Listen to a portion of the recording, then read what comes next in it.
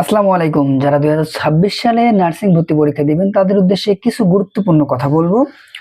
তো আপনারা জানেন নার্সিং অ্যাডমিশনের জন্য যে অ্যাপ্লাই করতে হয় সেটা কিন্তু অলরেডি শুরু হয়ে গেছে। এটা 12ই জানুয়ারি 2026 অর্থাৎ এই মাসের 12 তারিখ থেকে অ্যাপ্লাই ডেট দিয়ে দিয়েছে, ওই দিন থেকে শুরু হয়ে গেছে। আর অ্যাপ্লাই লাস্ট ডেট কিন্তু 31 জানুয়ারি রাত 11:59 পর্যন্ত। অর্থাৎ আজকে 27 জানুয়ারি, 31 জানুয়ারি পর্যন্ত আপনাদের অ্যাপ্লাই করার সুযোগ আছে। যারা এখনো অ্যাপ্লাই করেননি তারা 31 জানুয়ারির মধ্যে অবশ্যই অ্যাপ্লাই করে নেবেন।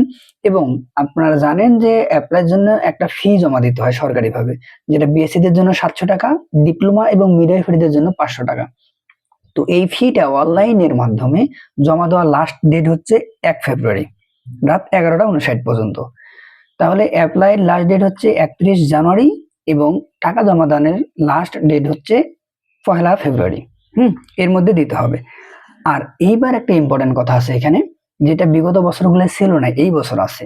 সেটা হচ্ছে যে অ্যাডমিট কার্ড ডাউনলোডের ডেট। বিগত বছরগুলোয় পরীক্ষার দিন সকালবেলাও অ্যাডমিট কার্ড ডাউনলোড করা যাইতো। এই বছর অ্যাডমিট কার্ড ডাউনলোডের একটা ডেডলাইন দিয়ে দিয়েছে।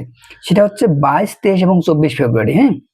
22 তারিখ বিকাল 5টা থেকে শুরু হবে অ্যাডমিট কার্ড ডাউনলোড, আর 24 ফেব্রুয়ারি পর্যন্ত ডাউনলোড করা যাবে। 24 তারিখ রাত 11:59 পর্যন্ত। তবে 22, 23, 24 এই 3 দিনের মধ্যে অবশ্যই সবাইকে ডাউনলোড করে নিতে হবে অ্যাডমিট কার্ড।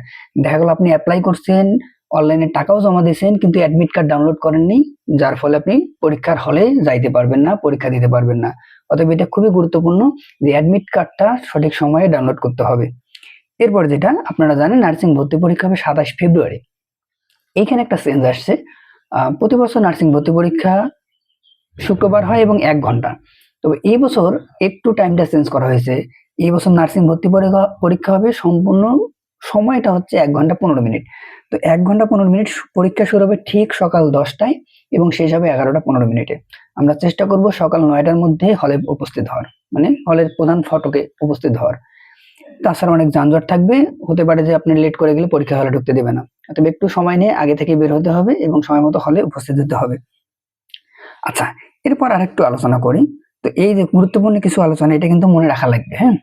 আলোচনা করে কি, আমরা যে অ্যাপ্লাই করব, অ্যাডমিট কার্ড ডাউনলোড করতে হবে, এর জন্য কিন্তু ইউজার আইডি এর পাসওয়ার্ড লাগবে, যেটা আপনি অ্যাপ্লাই করার সময় আপনার ফোনে যে ফোন নাম্বারটা দিয়েছিলেন সেই ফোন নাম্বারে কিন্তু মেসেজ আকারে ইউজার আইডি এর পাসওয়ার্ড চলে যাবে।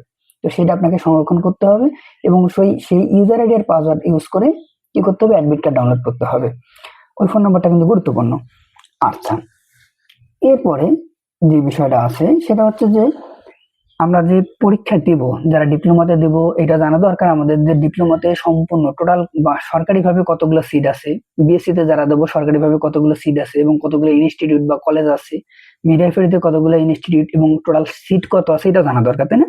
তবে যারা বিএসসি তে দেবো তারা জেনে রাখা ভালো, বর্তমানে সরকারি নার্সিং কলেজ বাংলাদেশে আছে 27টা। সর্বমোট কয়টা? 27টা। যেখানে সর্বমোট সিট সংখ্যা হচ্ছে 1800।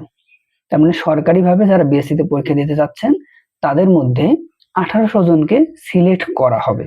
1800 জন বিএসসি তে পড়ার সুযোগ পাবেন সরকারিভাবে। আর ডিপ্লোমাতে সর্বমোট নার্সিং ইনস্টিটিউট আছে 49টি।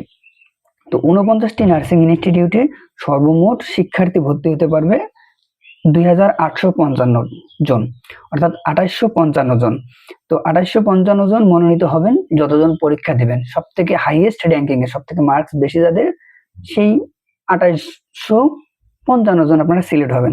এবং মিডওয়াইফারিতে বাংলাদেশের সরকারি মিডওয়াইফারি ইনস্টিটিউট আছে সর্বমোট 62টা এবং যেখানে মোট আসন সংখ্যা হচ্ছে 1825টি।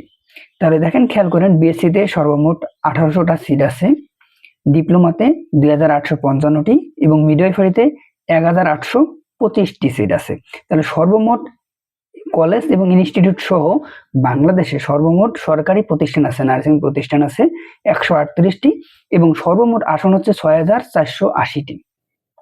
মাইন্ডেড, পরীক্ষা 1 লাখ প্লাস দিবে, 1,20,000 30,000 জন পরীক্ষা দিবে, কিন্তু সরকারিভাবে মনোনীত হতে পারবেন বা সরকারি নার্সিং ইনস্টিটিউট বা কলেজে পড়ার জন্য যোগ্যতা সম্পন্ন শিক্ষার্থী সর্বমোট 6,480 জন।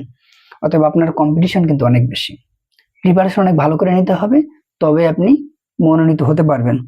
তো এই জিনিসটা খুব মাথায় রাখা লাগবে। তো আমি বেশি কথা বাড়াবো না, এখানে শেষ করব। তবে যে কয়েকটা বিষয় নিয়ে আলোচনা করলাম, আপনারা এই বিষয়গুলো মাথায় রেখে প্রিপারেশন নিন, পড়াশোনা করেন।